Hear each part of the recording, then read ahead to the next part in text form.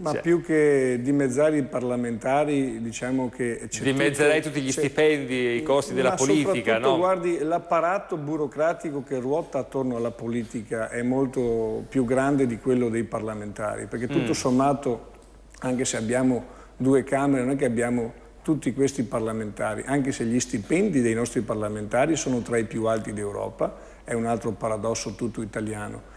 Però direi che i vari capi di gabinetto, i vari uffici, ad esempio mi viene sempre in mente Monti, non appena insediato, ha aumentato gli stipendi dei funzionari di Palazzo Chigi del 30%.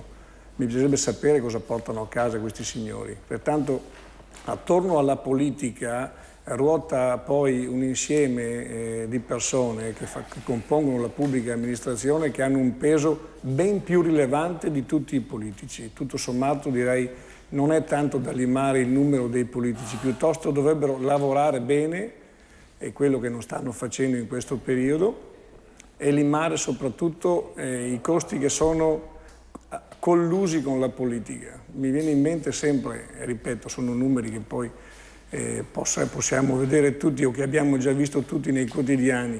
L'ex ministro Severino aveva parcelle per circa 7 milioni di euro. Che, voglio dire, dopo che abbiamo dei ministri, dopo che abbiamo dei tecnici, tutti super laureati con 110 lodi e più, abbiamo sempre bisogno di altri consulenti esterni, ecco dove c'è il marcio della politica, cioè tutto il sistema colluso che ruota attorno alla politica.